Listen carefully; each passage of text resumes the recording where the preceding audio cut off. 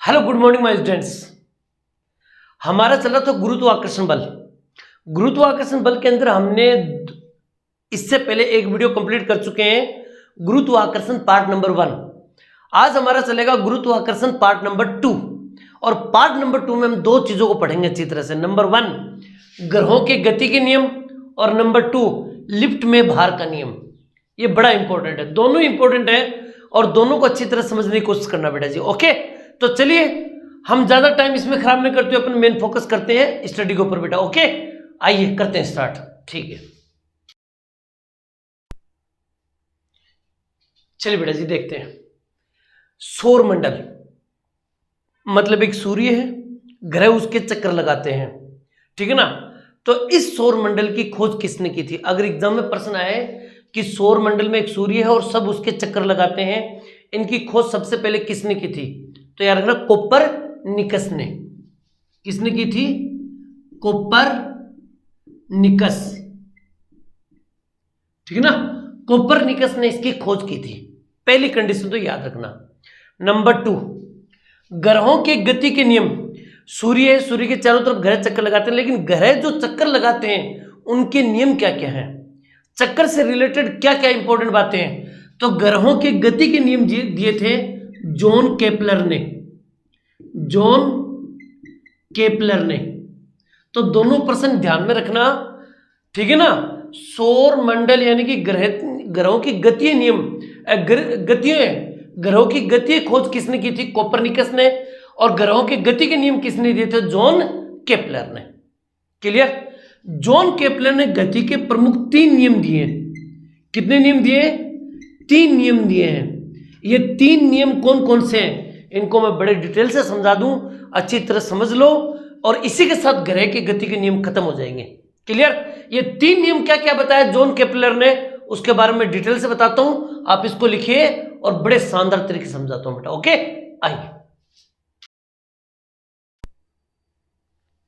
आइए बेटा जी देखो, ग्रहों की गति के नियम से रिलेटेड का प्रथम नियम जॉन केपलर ने प्रथम नियम कौन सा दिया? कक्षा का नियम। कक्षा का नियम ये आखिर है क्या चीज? तो हम इसको डिटेल से समझेंगे। प्रथम नियम कौन था? कक्षा का नियम। अब मैं आपको डिटेल समझाता हूं, एक एक नियम को आराम समझना। जैसे सूर्य है, क्लियर? सूर्य के चारों ओर चक्कर लगाते हैं इस तरह से, राउंडिंग में चक्कर लगाते हैं, ऐसे इस तरह से, ऐसे चक्कर लगाते हैं सब ग्रह। क्लियर? इस तरह चक्कर लगाते हैं सब। ध्यान से सुनिएगा मेरी बात को। यहां पर मान लीजिए एक ग्रह है, जैसे मान लीजिए पृथ्वी ग्रह मान लो। पृथ्वी ग्रह चल रहा है, ठीक है ना, ये आ गया। इसी प्रकार यहां पर एक और ग्रह मान लो शनि मान लो आप, शनि। इन दोनों की इसकी जो गति होगी और इसकी जो गति होगी चलने की, दोनों अलग अलग होगी, समान नहीं होगी।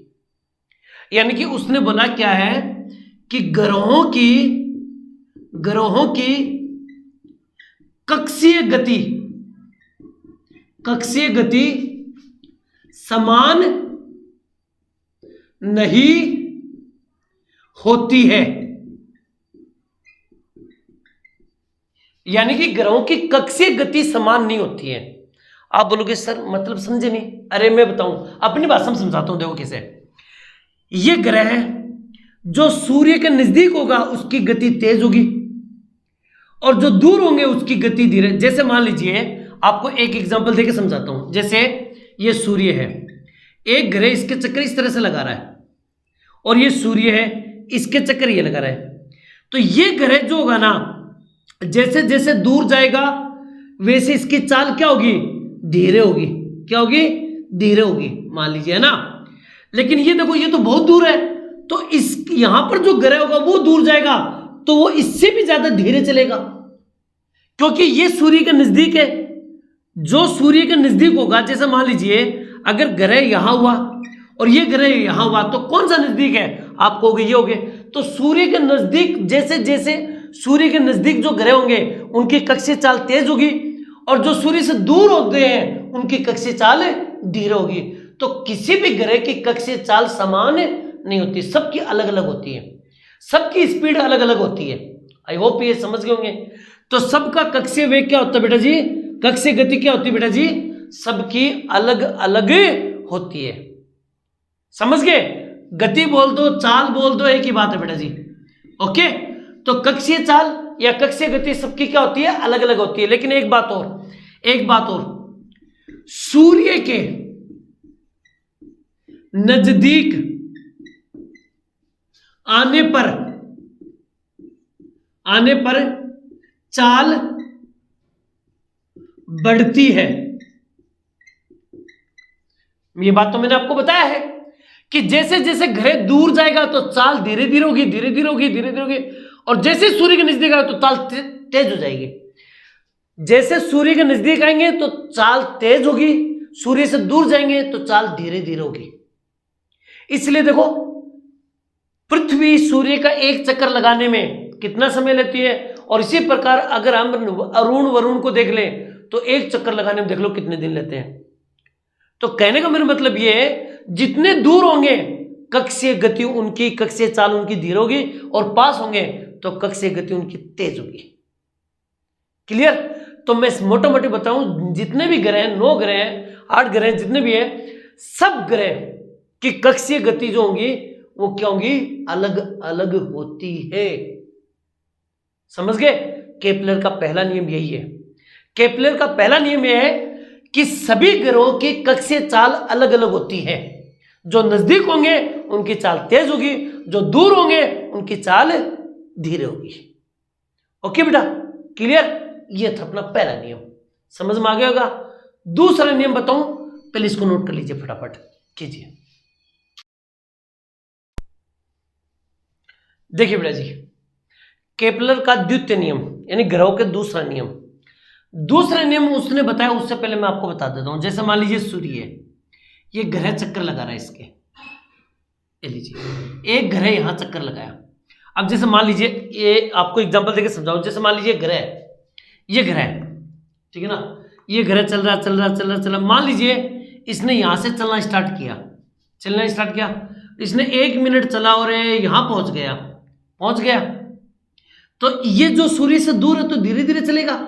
1 मिनट का एरिया ये होगा, 1 मिनट में यहां से यहां तक चला। और सूर्य के नजदीक अगर ये होता तो 1 मिनट से ये थोड़ा और ज्यादा तक चलता, मान लीजिए आ गया। समझ गए? तो 1 मिनट में ये इतनी दूरी तय की, इसने 1 मिनट में इतनी दूरी तय की। तो केपलर का दूसरा नियम यह कहता है कि सूर्य से 1 मिनट में जो इसने क्षेत्रफल और यहां से 1 मिनट का ये क्षेत्रफल हमेशा बराबर होगा। यानी कि ये जो ग्रह होता है ना, 1 मिनट में चाहे सूर्य के नजदीक आता तो इसकी गति भले ही तेज हो जाए, लेकिन 1 मिनट में जितना एरिया यहां पर कवर करेगा उतना एरिया यहां पर कवर करेगा, उतना एरिया यहां पर, यानी कि इसके 1 मिनट का जो एरिया होगा ना, सारे एरिया इक्वल होंगे। यानी कि हम ये भाषा में बोल सकते हैं, क्या बोल सकते हैं, क्षेत्रफल का नियम। इसका दूसरा नियम क्या है, क्षेत्रफल का नियम। अब क्षेत्रफल का नियम क्या कहता है, मैं अपनी भाषा में लिखवा देता हूं आपको, आप सीधी सीधी भाषा में समझो कि द्वितीय नियम ये साफ साफ कहता है कि जो सूर्य के नजदीक होगा तो उसकी चाल तेज होगी, सूर्य से दूर होंगे चाल धीरे होगी। चाल चाहे धीरे हो चाहे तेज हो, 1 मिनट में यहां का एरिया, 1 मिनट में यहां का एरिया दोनों इक्वल होंगे। यानी कि वो कह सकता है समान समय में समान क्षेत्रफल प्राप्त करता है, ठीक है ना। यानी कि समान समय में समान क्षेत्रफल होता है। लीजिए, मान लीजिए 1 मिनट का यहां क्षेत्रफल मान लीजिए 100 है, तो यहां भी 100 ही होगा। समझ गए? चाहे एक ग्रह की गति यहां सूर्य के नजदीक में होने से तेज होगी, गति यहां धीरे होगी, लेकिन कोई फर्क नहीं पड़ा, चाहे तेज हो चाहे धीरे हो। 1 मिनट में यहां का एरिया और दूर जो होता है उसका एरिया हमेशा इक्वल होगा। यानी कि मैं बता दूं आपको क्या कह रहा है वो, ये कह रहा है जैसे मान लीजिए, समझने की कोशिश करना, 1 मिनट के अंदर मान लीजिए कि मैं 1 मिनट में 3 बार सांस लेता हूं और मुझे पहाड़ के ऊपर लेके चले जाओ तो वहां भी मैं 1 मिनट में 3 बार ही सांस लूंगा। समझ गए नहीं समझे? जगह अलग अलग है लेकिन 1 मिनट का काम तो इक्वल है। समझ गए नहीं समझे? तो 1 मिनट का यहां का एरिया और यहां का एरिया हमेशा इक्वल होगा।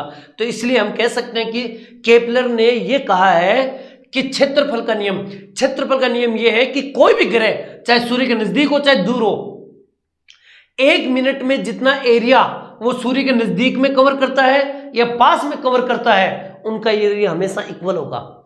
समान समय का अगर 2 मिनट का एरिया लेंगे तो इधर का 2 मिनट का एरिया इधर का 2 मिनट का एरिया भी इक्वल होगा। यानी समान समय में समान क्षेत्रफल होगा।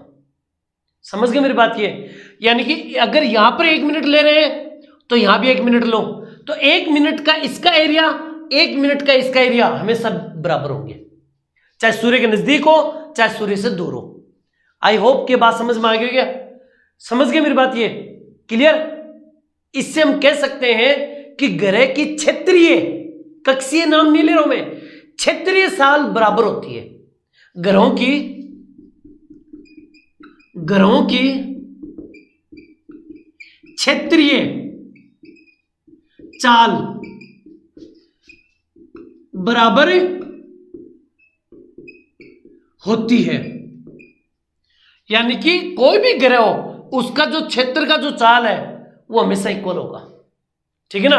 अरे देवी देवताओं, अभी मैंने थोड़ी देर बताया था कक्षीय चाल अलग अलग होती है। कक्षीय चाल बराबर नहीं होती, कक्षीय चाल अलग अलग होती है, लेकिन क्षेत्रीय चाल हमेशा क्या होती है? बराबर होती है। आई होप कि दूसरा नियम अच्छी तरह आप समझ गए होंगे। कोई दिक्कत? क्लियर? तीसरा नियम मैं बताऊं, पहले इसको नोट कर लीजिए आराम से बेटा जी। ओके कीजिए। अब देखिए केपलर भाई साहब का तीसरा नियम क्या है। तीसरा नियम कहता है वो, केपलर भाई साहब ने आवर्त काल का नियम। देखो आवर्त काल का नियम, आवर्त काल का नियम, इसको हम बोल सकते हैं समय अवधि का नियम। क्या बोल सकते हैं? अवधि का नियम है, समय अवधि का नियम। अवधि का नियम है क्या? बड़ा आसान सा है। मान लीजिए सूर्य है, इसके ग्रह चक्कर लगा रहा है इस तरह से, ये रहे, तो वो ये कह रहा है कि जैसे मान लीजिए यहां से चलना शुरू किया एक ग्रह, पूरा चलना क्या चला गया पूरे समय में यहां खत्म, यानी कि पूरा यहां से चलना यहां से खत्म। तो इसको मान लीजिए तो टाइम लगा टी टाइम लगा, मान लीजिए 10 मिनट लगे। एक एग्जांपल देके मान रहा हूं, अपनी लोकल भाषा में समझा रहा हूं कि एक चक्कर काटने में उसको एक चक्कर काटने में, ध्यान सुनना, उसको एक चक्कर काटने में मान लेते 64 मिनट लगा। कितना मिनट लगा? 64 मिनट लगा। या 64 को छोड़िए, आप लीजिए 8 मिनट लगी है। टाइम कितना लगा?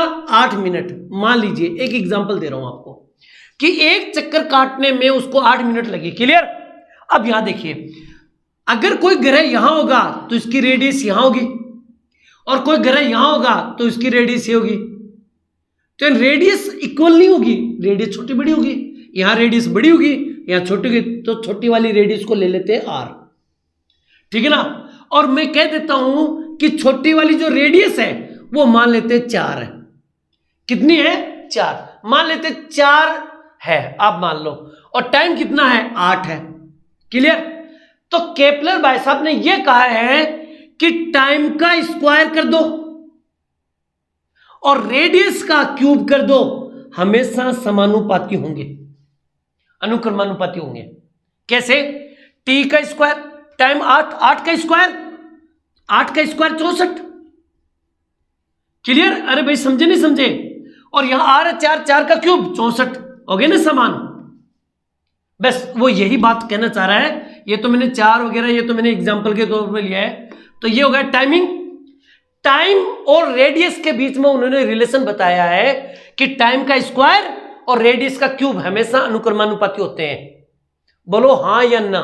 ये इसका तीसरा नियम, समय अवधि का या आवर्त काल का नियम। समय टोटल एक चक्कर काटने में जितना समय लगा उसका स्क्वायर और छोटी वाली रेडियस का क्यूब, ठीक है ना, दोनों हमेशा इक्वल आएंगे। कोई दिक्कत? क्लियर? ये थे अपने केपलर भाई साहब के 3 नियम। आई होप कि मैंने बहुत इजी भाषा में समझाया, आप समझ गए होंगे। पहला नियम आपको मैंने बताया कक्षीय, ठीक है ना, कक्षीय चाल का नियम यानी कक्षा का नियम। दूसरा मैंने बताया क्षेत्रफल का नियम। तीसरा मैंने बताया आवर्त काल का नियम। तीनों नियम अच्छी तरह समझ में आ गए होंगे। तो ये थे अपने 3 प्रमुख नियम। अब मैं आगे पढ़ाऊंगा लिफ्ट से संबंधित, वो मैं बताऊं, पहले इसको नोट कर लीजिए फटाफट बेटा जी। ओके, कीजिए। अब देखिए बेटा जी, लिफ्ट में भार में, लिफ्ट तो सभी की देखी हुई होगी। लिफ्ट के अंदर जाते हैं, कभी ऊपर जाती है कभी नीचे जाती है ना। तो उसके अंदर हमारा भार के ऊपर क्या असर पड़ेगा, तो चलिए करते हैं स्टार्ट। लिफ्ट के भार से रिलेटेड एग्जाम में 3 प्रकार के सवाल आते हैं, नंबर 1, नंबर 2, नंबर 3। 3 सवाल आते हैं सर, कौन कौन से? एक समान त्वरण, समान त्वरण, एक होता समान वेग, समान वेग, और तीसरा होता है रस्सी टूट जाए, रस्सी टूट जाए, तब क्या होगा? मेरी बात को ध्यान से सुनना। ये 2 नाम आप विशेष करके खोपड़ी में बिठाना। समान त्वरण यानी कि जी, याद है क्या? और समान वेग, वेग मानी स्पीड, ठीक है ना। अब सुनो, लिफ्ट चाहे ऊपर जाए या लिफ्ट नीचे आए, लिफ्ट चाहे नीचे जाए या लिफ्ट चाहे ऊपर जाए, अगर वेग समान है, समान वेग है, समान वेग से लिफ्ट ऊपर जाए या समान वेग से लिफ्ट नीचे आए, भार, ठीक है ना, भार पर कोई भी प्रभाव नहीं पड़ेगा, ठीक है ना, भार पर कोई प्रभाव नहीं पड़ेगा। लीजिए याद रखना, मैंने क्या बोला? लिफ्ट चाहे ऊपर जाए चाहे नीचे, अगर समान वेग है, वेग स्पीड है, तो भार पर कोई प्रभाव नहीं पड़ेगा, ना बढ़ेगा ना घटेगा, वो हमेशा समान रहेगा, भार पर कोई प्रभाव पड़ेगा ही नहीं। अब आ जाओ यहां पर, समान त्वरण, समान त्वरण से लिफ्ट ऊपर जाए या लिफ्ट नीचे जाए, लिफ्ट नीचे जाए या समान त्वरण से लिफ्ट ऊपर जाए। ध्यान से सुनना मेरी बात को, समान त्वरण से अगर लिफ्ट ऊपर जाए तो जो भार होगा, भार, ठीक है ना। अब याद रखना, समान लिफ्ट से अगर ऊपर जाए तो भार अनुभार बढ़ता है, यानी बढ़ता हुआ महसूस होता है कि अपना भार बढ़ गया। और समान त्वरण से नीचे जाएगी तो भार घटता है, भार घटता है, हालांकि घटता तो नहीं, घटते हुए महसूस होता है। क्लियर? दोनों बात समझ में आई? दोबारा सुनो, ये 2 नाम खोपड़ी में बिठाओ, समान त्वरण, समान वेग।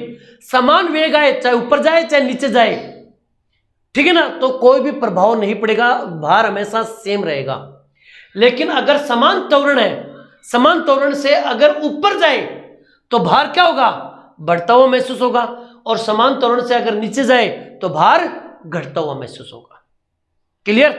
दोनों बात समझ में आ गई? क्लियर?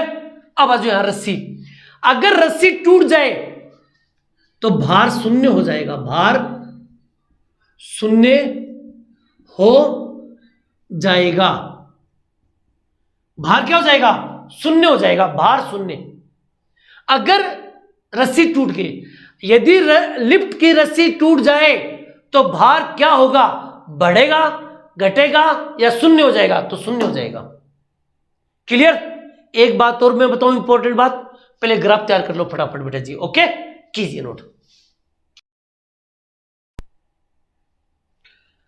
एक बात और याद रखिएगा, लिफ्ट का जो त्वरण होता है, लिफ्ट का जो त्वरण होता है वो गुरुत्वीय त्वरण से हमेशा कम होता है। गुरुत्वीय त्वरण अधिक होगा, लिफ्ट का त्वरण कम होगा, तो इससे क्या फायदा होगा कि आदमी लिफ्ट में खड़ा रहेगा, ऐसे खड़ा रहता है।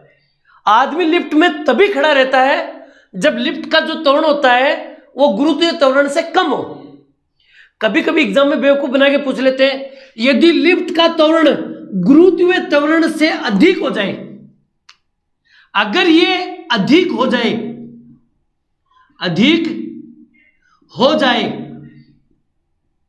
मान लो लिफ्ट का त्वरण गुरुत्वीय त्वरण से क्या हो जाए, अधिक हो जाए। अगर लिफ्ट का त्वरण अधिक हो जाए तो आदमी लिफ्ट की छत से टकरा जाएगा, ऊपर ड्रांग, ठीक है ना। अधिक हो जाए तो व्यक्ति लिफ्ट की छत से टकरा जाएगा। यार इस बात को मैं दोबारा बोल देता हूं कि यदि, एक बात हमेशा रखना, लिफ्ट का जो त्वरण होता है वो गुरुत्वीय त्वरण से हमेशा कम होता है, ठीक है ना। लिफ्ट का त्वरण कम होगा, गुरुत्वीय त्वरण ज्यादा होगा, तो आदमी खड़ा रहता है। अगर गुरुत्वीय त्वरण कम हो गया, लिफ्ट का ज्यादा हो गया, तो आदमी ऊपर उठ जाएगा हवा में, सीधा उसके जाके छत के लगेगा सिर बड, फिर आगे पता है आपको क्या होगा। तो बस ये बात याद रखिएगा कि लिफ्ट का त्वरण गुरुत्वीय त्वरण से कम होता है। अगर अधिक हो जाए तो व्यक्ति लिफ्ट की छत से टकरा जाएगा, ठीक है ना। समझ गए मेरी बात? ये कोई दिक्कत? क्लियर? इसी के साथ गुरुत्वाकर्षण का टॉपिक मेरी तरफ से पूर्णतः कंप्लीट। आपको टॉपिक कैसे लगा ये कमेंट बॉक्स में जरूर डालिएगा बेटा जी, और जो अपने दोस्त हैं उनको भी शेयर करिए बेटा जी। ओके, मिलते हैं नेक्स्ट टॉपिक में, तब तक आप लोगों से अलविदा। जय हिंद, जय भारत बेटा जी। थैंक यू बेटा।